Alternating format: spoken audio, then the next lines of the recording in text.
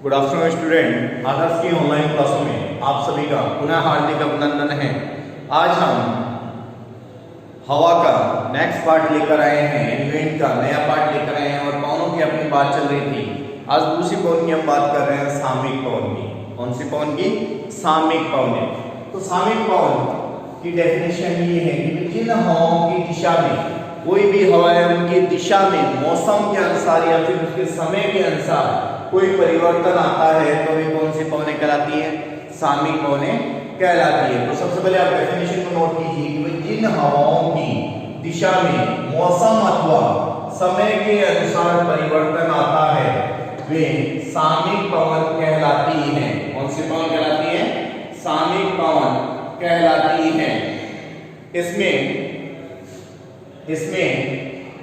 निम्न प्रकार की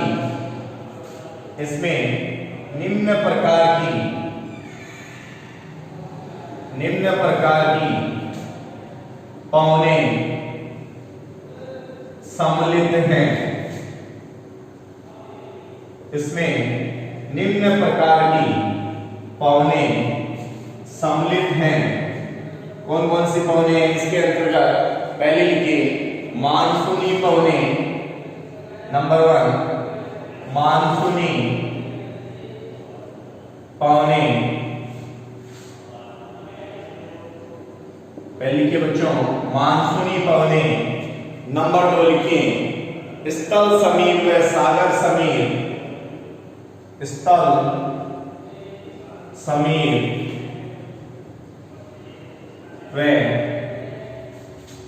सागर समीर। स्थल समीर व सागर समीर। नंबर 2 लिखिए स्थल समीर व सागर समीर। नंबर 3 लिखिए पर्वत समीर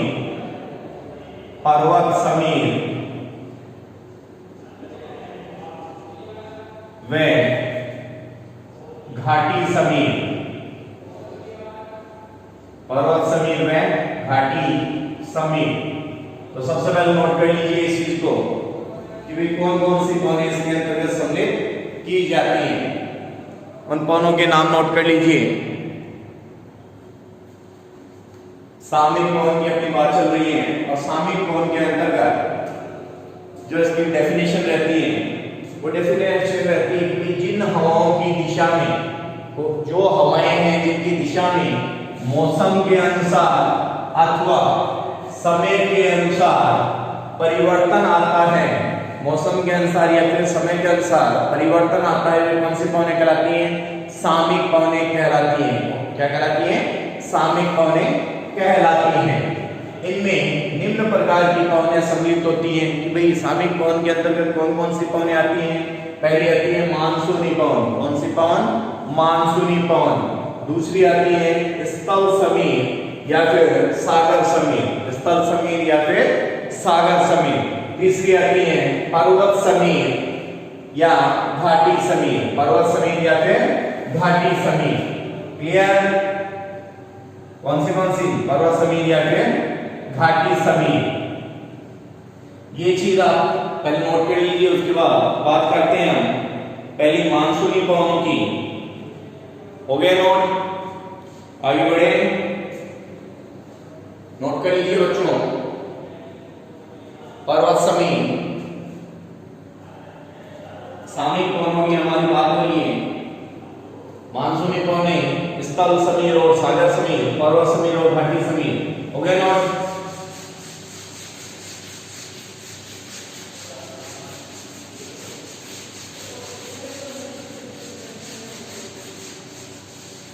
आगे फिर पहले बात करते हैं हम मानसूनी पवनों की। इसकी बात कर रहे हैं मानसूनी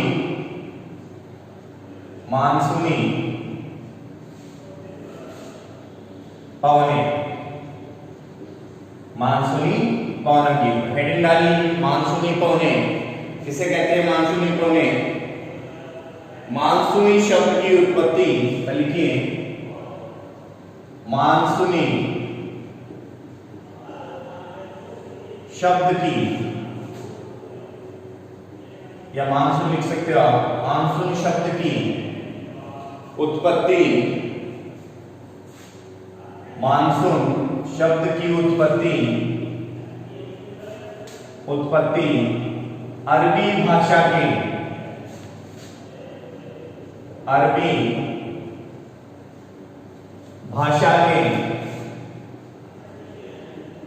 कौन सी भाषा याद रखनी, कौन सी भाषा बच्चों? अरबी भाषा के मौसिम शब्द से हुई है। किससे हुई है? मौसिम शब्द से हुई है। मौसिम शब्द से हुई है, जिसका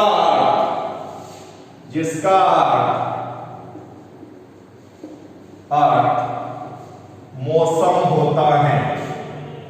जिसका अर्थ मौसम होता है। साथ साथ नोट्स बनाते चलिए। जिसका अर्थ क्या होता है? मौसम होता है। अतः मानसूनी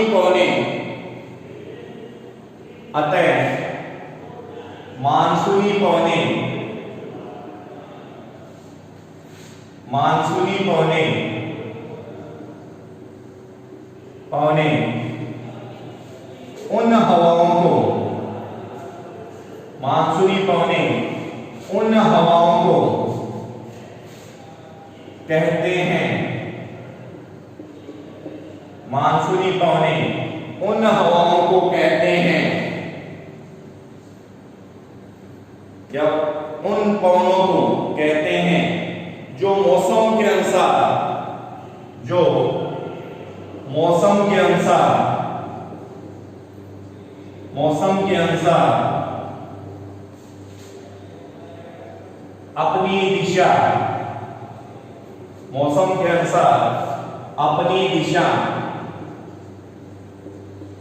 परिवर्तित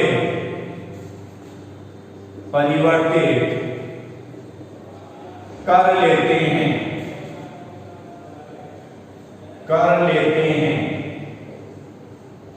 मौसम के अनुसार अपनी दिशा परिवर्तित कर लेते हैं। उन्हें कौन सी पवने कहते हैं? मानसूनी पवने कहते हैं। देखो दोबारा इसी को समझ लीजिए बच्चों। मानसूनी पवने, बात करें मानसूनी पवनों की, क्योंकि मानसून शब्द की जो उत्पत्ति है वो किससे हुई है? अरबी भाषा के मौसिम से हुई है। किससे हुई है? अरबी भाषा के मौसिम शब्द से हुई है, जिसका अर्थ मौसम होता है। जिसका अर्थ क्या होता है? मौसम होता है। अतः मानसूनी पवने उन हवाओं को कहते हैं जो मौसम के अनुसार, कभी सर्दी आ जाती है, कभी गर्मी आ जाती है, तो ये क्या है? मौसम ही तो है। मौसम के अनुसार अपनी दिशा क्या कर लेती है? परिवर्तित कर लेती है। यही पवनें कौन सी कहलाती है? मानसूनी पवनें कहलाती हैं। मौसम के अनुसार अपनी दिशा क्या कर लेती है? परिवर्तित कर लेती है। वो कौन सी कहलाती है? मानसूनी पवनें कहलाती है। तो नोट कर लीजिए इसको, उसके बाद आगे बात करते हैं। आगे इसमें लिख लीजिए इसकी उत्पत्ति के विषय में। इसकी उत्पत्ति के विषय में निम्नलिखित या निम्न संकल्पनाएं हैं। निम्न संकल्पनाएं हैं। कौन सी संकल्पना आ जाती है इसके अंतर्गत?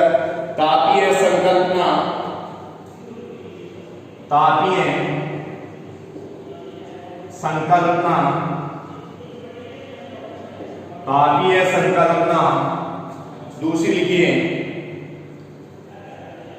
फ्लोन की गतिक संकल्पना।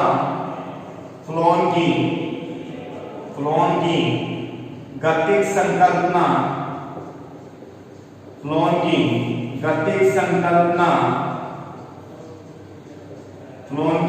गतिक संकल्पना।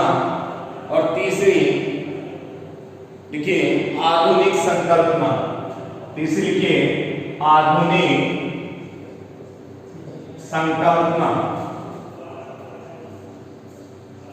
तीन संकल्पना इसके अंतर्गत आती है मानसूनी पवनों की उत्पत्ति में। पहली तापीय संकल्पना, दूसरी फ्लोर की गतिक संकल्पना और तीसरी आधुनिक संकल्पना। तो आपको नाम याद रखने हैं। और हम यहाँ पर मानसूनी पवनों की बात कर रहे हैं क्योंकि मानसून शब्द की जो उत्पत्ति है वो अरबी भाषा की मौसम शब्द से हुई है, जिसका जो अर्थ है वो क्या होता है, मौसम होता है। अतः मानसूनी पवनें उन हवाओं को कहते हैं जो मौसम के अनुसार अपनी दिशा को क्या कर लेती है, परिवर्तित कर लेती है। अपनी दिशा को क्या कर लेती है, परिवर्तित कर लेती है।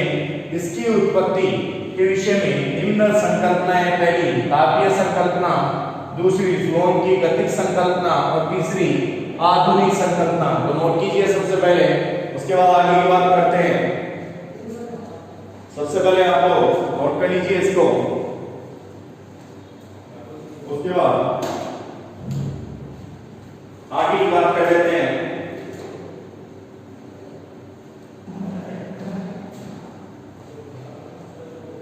हो गया नोट?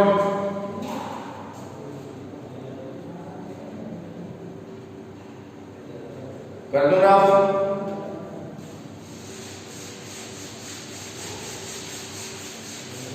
तीन संकल्पनाएं, जो संकल्पनाओं के नाम याद आपको रहने चाहिए। ये तो बात हुई बच्चों अपनी मानसूनी पवनों की। अब दूसरी जो इसकी पवन है वो लिखिए, स्थल समीर व सागर समीर। नंबर 2, स्थल समीर, स्थल समीर व सागर समीर,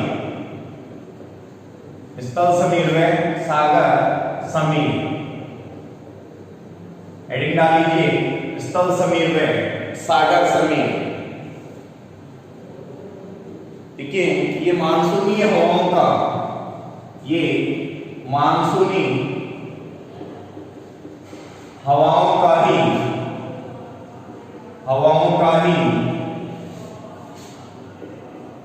छोटा रूप है। मानसूनी हवाओं का ही छोटा रूप है। कौन सी हवाओं का? मानसूनी हवाओं का ही छोटा रूप है, जिसकी दिशा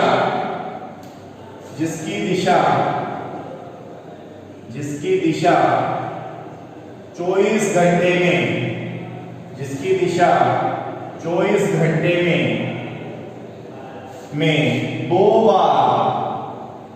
दो बार बदलती हैं। 24 घंटे में 2 बार बदलती हैं। 24 घंटे के अंदर कितनी बार चेंज हो जाती है? 2 बार बदल जाती है। स्थलीय व सागरीय समीर के चलने के कारण स्थलीय व सागरीय समीर के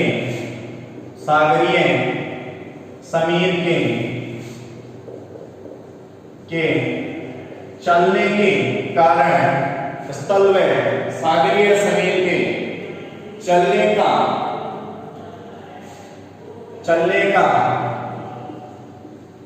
एकमात्र कारण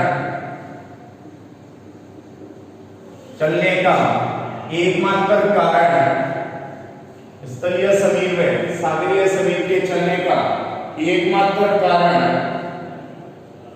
स्थल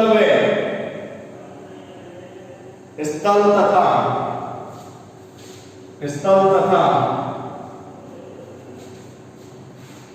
जल का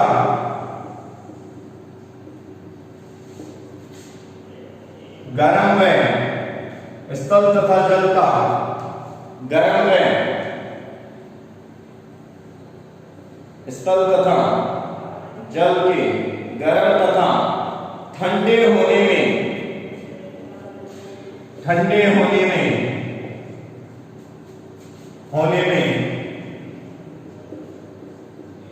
परस्पर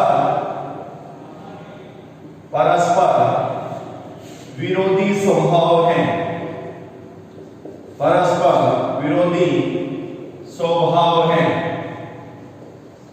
परस्पर विरोधी स्वभाव है या स्वभाव का होना है। सागर तटीय क्षेत्रों में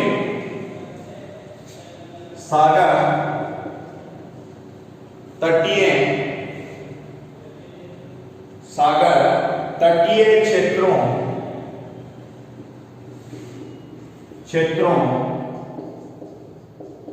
या झील तटीय क्षेत्रों या झील के किनारों पर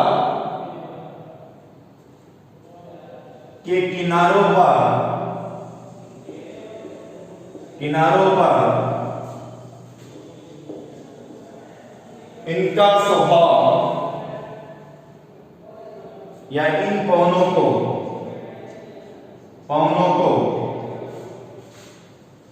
अनुभव किया जाता है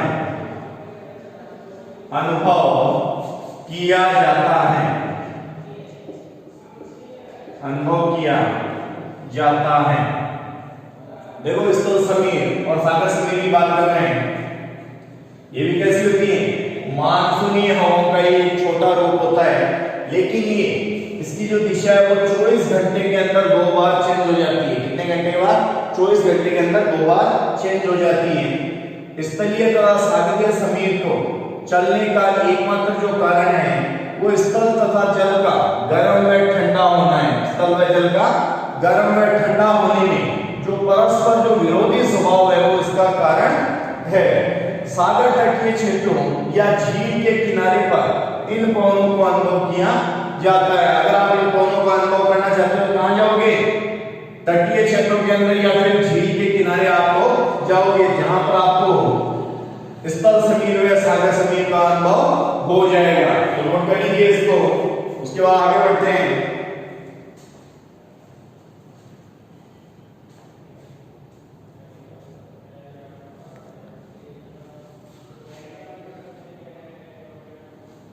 हो गया नोट?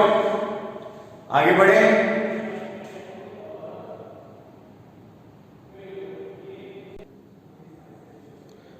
अभी बात करते हैं, इतना नोट कर लिया होगा। समझ लेते हैं क्या होती है स्थलीय समीर और क्या होती है सागरीय समीर। स्थलीय समीर हेडिंग डाल लीजिए। सबसे पहले आप स्थल समीर की, स्थल समीर हेडिंग डाल लीजिए, स्थल समीर। और स्थल समीर के अंतर्गत लिखिए कि रात्रि के समय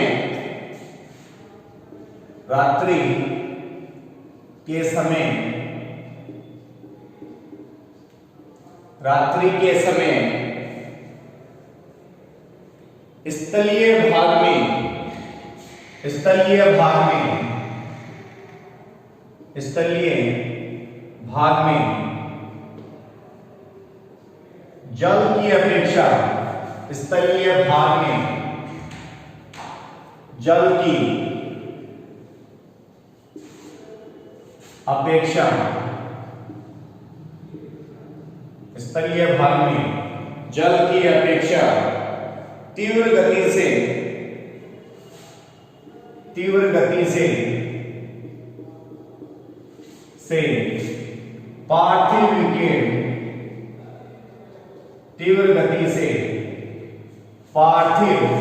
विकिरण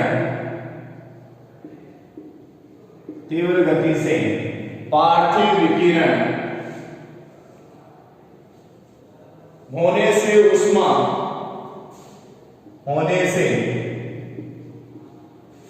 उष्मा का अधिक ह्रास होता है।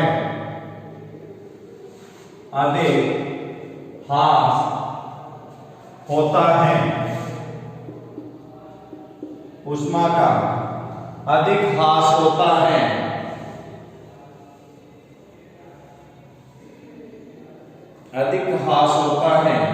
जिससे स्थलीय भाग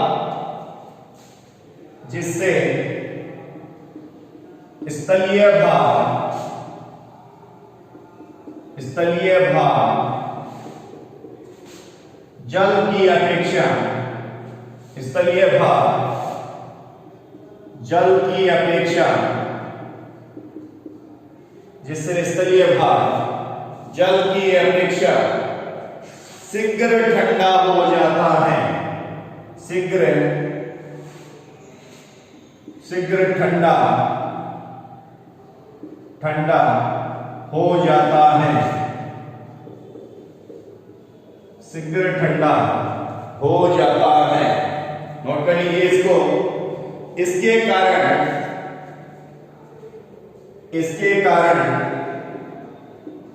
कारण स्थलीय भाग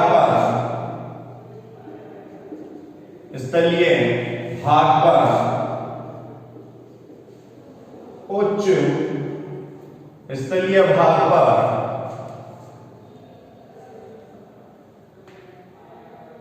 उच्च दाब व सागरों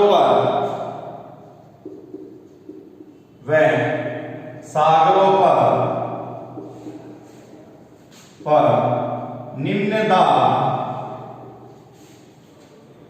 दाब बन जाता है, सागरों पर निम्न दाब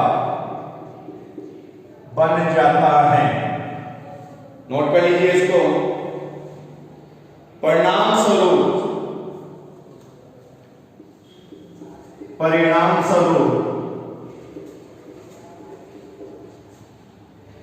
जो बात किसकी कर रहे हैं यहां पर, स्थल समीर की कर रहे हैं। परिणाम स्वरूप स्थलीय भाग से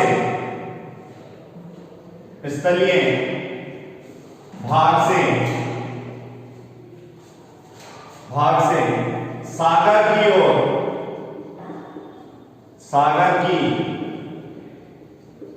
और स्थल भाग से सागर की ओर हवाएं चलने लगती हैं,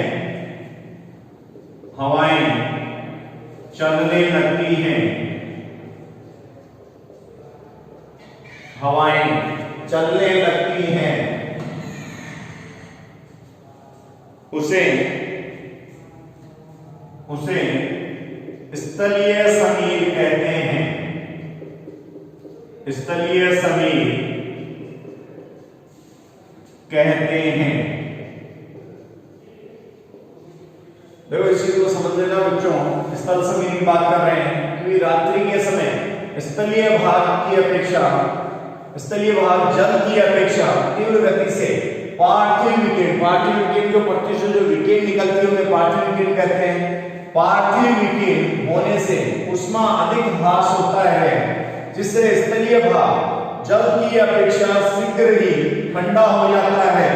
इसके कारण स्थलीय भाग पर उच्च दाब व सागरों पर निम्न दाब बन जाता है।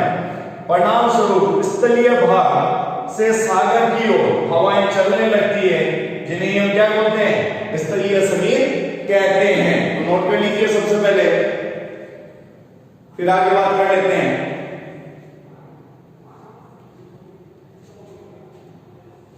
हो गया नोट? चल नंबर 2 डालिए, सागर समीर। नंबर 2 लिखिए, सागर समीर।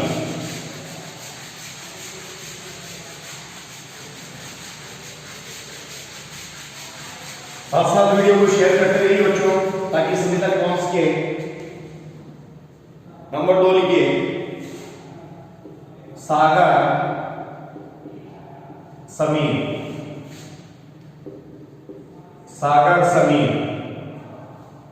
हेडिंग डाल लीजिए, सागर समीर।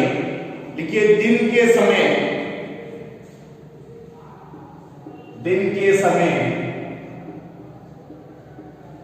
क्या होता है? दिन के समय सूर्य की किरणों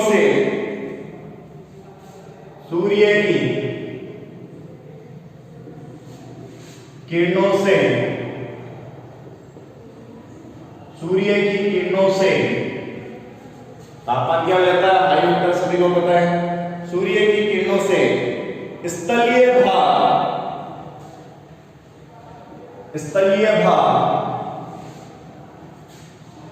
जल की अपेक्षा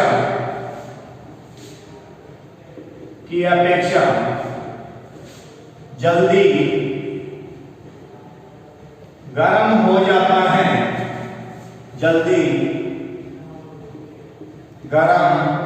हो जाता है, जल्दी गर्म हो जाता है,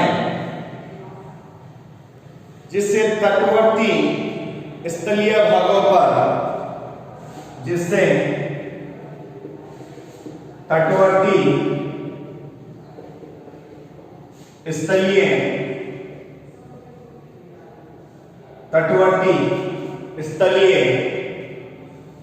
जिससे तटवर्ती स्थलीय भागों पर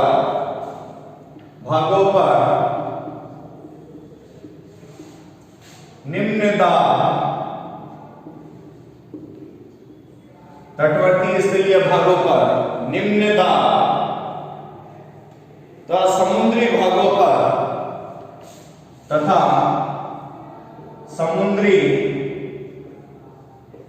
पर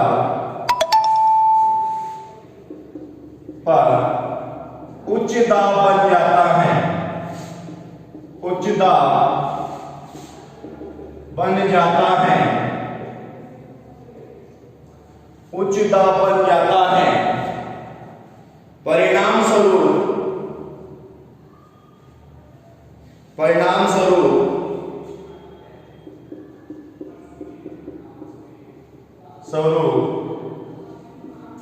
सागरीय भागों से स्थल की ओर, सागरीय भागों से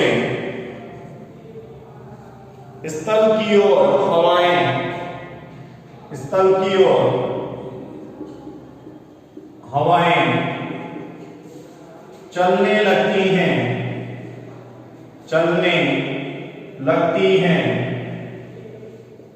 उसे सागर समीर कहते हैं, सागर समीर कहते हैं। नोट कर लीजिए इसको, सागर समीर कि भाई दिन के समय सूर्य की किरणों से स्थलीय भाग जल की अपेक्षा जल्दी गर्म हो जाते हैं, जिससे तटवर्ती स्थलीय भागों पर निम्न दाब तथा समुद्री भागों पर उच्च दाब बन जाता है। परिणाम स्वरूप स्थलीय भागों से स्थल की ओर और हवाएं चलने लगती हैं, सागरीय भागों से स्थल की ओर हवाएं चलने लगती है, उसे हम क्या कहते हैं? सागर समीर कहते हैं। तो नोट कर लीजिए इसको।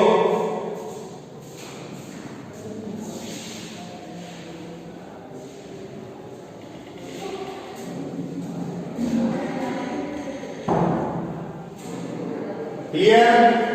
क्योंकि सागर समीर क्या है ये चीज नोट हो गई होगी आपके, इसी प्रकार की कोई प्रॉब्लम नहीं आई होगी। नोट कर लीजिए बच्चों जल्दी।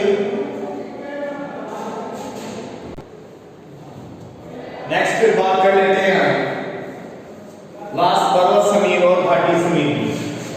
पर्वत समीर और घाटी समीर, पर्वत समीर और घाटी समीर की हम बात लास्ट कर लेते हैं, उसके बाद वीडियो को विराम देते हैं। लिख लीजिए पर्वत समीर और घाटी समीर, पर्वत समीर व घाटी समीर, पर्वत समीर व घाटी समीर। हेडिंग डाल लीजिए पर्वत समीर और घाटी समीर की और लिखिए, नोट कीजिए पर्वत समीर और घाटी समीर को। देखो आगे जो बात कर रहे हैं वो कर रहे हैं पर्वत समीर और घाटी समीर की। क्योंकि दिन के समय जब सूर्य की जो किरणें होती है वो पर्वतों की ढाल या घाटी तल की अपेक्षा अधिक गर्म हो जाते हैं, जिससे यहाँ निम्न वायुदाब का क्षेत्र और घाटी तल में उच्च वायुदाब का क्षेत्र बन जाता है। परिणाम स्वरूप हवाएं घाटी तल से पर्वतीय ढाल की ओर बहने लगती हैं, इसे हम क्या कहते हैं बच्चों? घाटी समीर कहते हैं। और इसके अपोजिट क्योंकि रात्रि के समय पर्वतीय ढालें विकिरण ह्रास होने में विकिरण की क्या होती है? कमी होती है, और पर्वतीय ढालों पर उच्च दाब घाटी तल में निम्न दाब बन जाता है।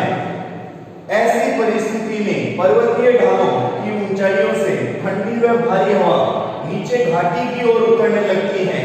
इसे हम क्या कहते हैं? पर्वत समीप कहते हैं। देखो अपनी ये चीज यहाँ पर कंप्लीट होती है। उसके बाद स्थानीय पौधों की बात करेंगे, तो आपको वीडियो को शुरू से लेकर अंत तक जरूर देखते रहिए और साथ में चैनल को लाइक शेयर सब्सक्राइब जरूर कीजिए। इसी के साथ धन्यवाद। मैं मोहित वर्मा आपसे इजाजत चाहता हूँ। दोबारा मिलेंगे नए वीडियो के साथ में। अपने नोट्स आप प्रॉपर ढंग से बनाइए। एक बच्चों के कमेंट आए थे, तो मैं आपको बता दूं उस वीडियो के डिस्क्रिप्शन के अंदर उस वीडियो का लिंक दिया हुआ है, तो आप पार्ट फर्स्ट को वहां से आप देख सकते हो। क्लियर? इसी के साथ धन्यवाद। दोबारा मिलते हैं नए वीडियो के साथ में।